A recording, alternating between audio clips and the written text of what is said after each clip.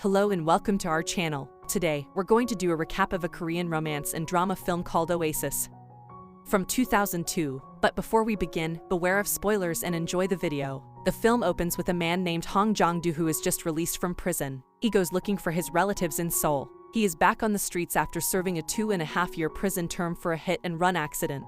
He goes to his family's house and hides behind the door. When a woman comes out, he tries to surprise her, thinking that she is one of her family members, but she does not know him. He is also befuddled and asks the woman where his family is. He discovers that during his absence, his family moved out without telling him. Jong-do then goes to the supermarket and asks for tofu even though he does not have any money, but it is not available. However, another shopkeeper satisfies his hunger with free food, but as night draws near, his hunger strikes him again. He goes to a restaurant that he thinks his brother owns. He eats free food again, but when they acknowledge the fact that he has no money to pay for the food, they call the police. Oblivious to society's rules, he again ends up in police custody for not paying the restaurant bill. They pull out his previous record, due to which he has to clarify that he didn't intentionally kill a person and that it was an accident.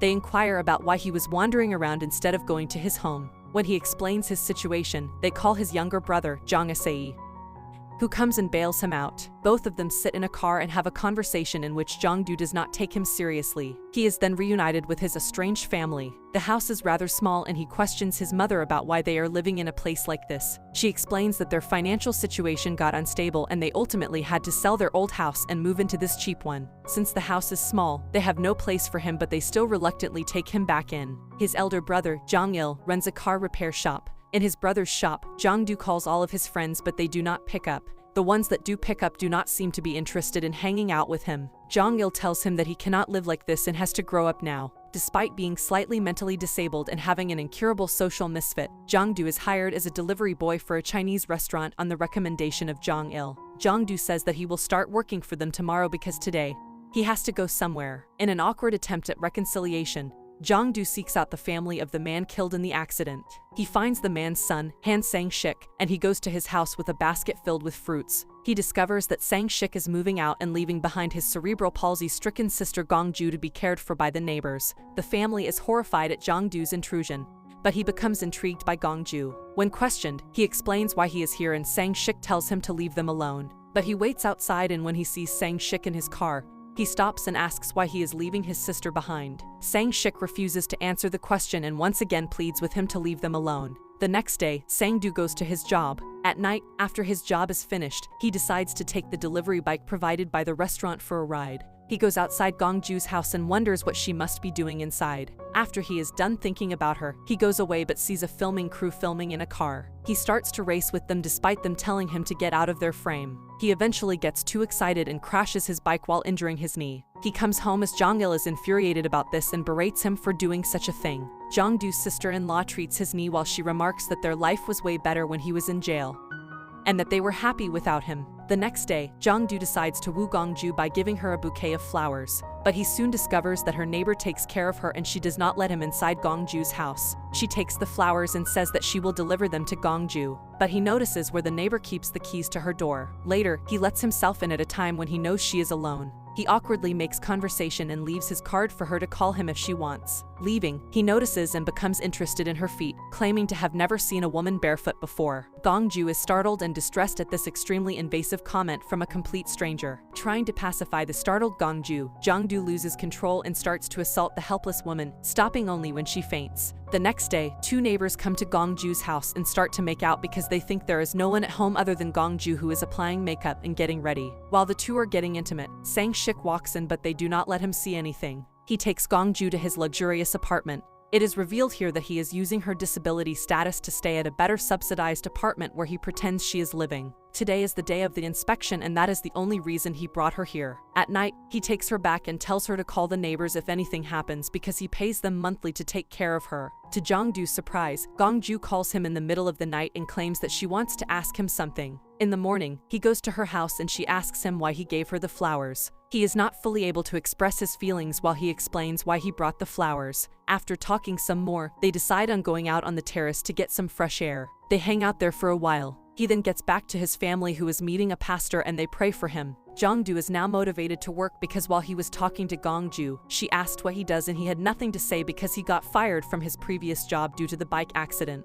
He tells his brother that he wants to work with him at the car repair shop. Sang-il underestimates him, but he seems committed this time. The next day, he again visits her, and this time, he even washes all of his dirty clothes. While doing this, they spark another conversation regarding their personal likes and dislikes, and through this conversation, they get to know each other. While talking, her neighbor walks in to check on her while he hides. She informs her that she is going away for the night and will not be able to serve her food this night. Gangju is not affected by this news. Gongju tells him how frightened she is of a painting that is named Oasis. She is also scared of the shadow from the tree that is outside her window. Jongdu promises her that she no longer has to be afraid because he will make the shadows disappear by magic. At night, she again calls him while claiming that she is feeling scared again. Jongdu is excited about the call and pretends to do magic again, which makes her comfortable and less scared. She then remarks that he has a great voice but his face is funny looking. In the morning, he steals some money from his brother's shop and plans to go out with her on a date. On their adventure outside of the apartment, he picks her up on his shoulders and takes her to the subway so that they can go somewhere. While they are on the train, she sees a normal couple who are also sitting there. She wishes that she and Jongdu could be like them as she starts to imagine herself standing and being with him. This thought brings a smile to her face and she starts to laugh. He keeps asking her, but she refuses to reveal why she was laughing. But the couple is faced with the harsh reality of a discriminating society when they enter the restaurant. The owner treats them with rude behavior and claims that a disabled person will ruin the restaurant's environment.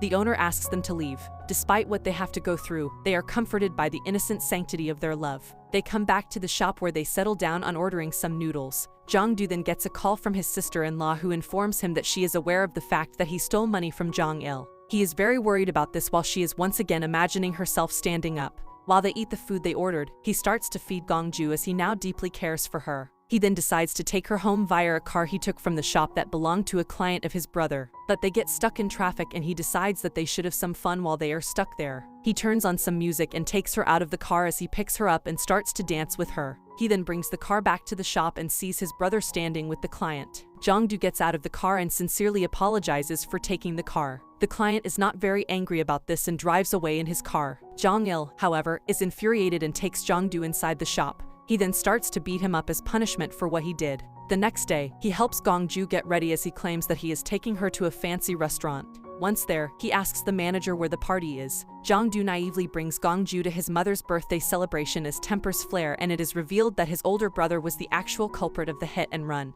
His family was glad when Jongdu volunteered to go to jail in his place. Wanting to be treated like a woman, Gongju invites Jongdu back to her apartment, where they make love. When her brother, Sang-shik, arrives on a surprise visit, chaos erupts. Jongdu is arrested and charged with raping a handicapped woman. Gongju's family and the police pay no attention to Gongju, who is too overcome with emotion and distress at the misunderstanding to make herself heard or understood. In a final burst of passion, Jongdu escapes from the police and rushes to Gongju's apartment.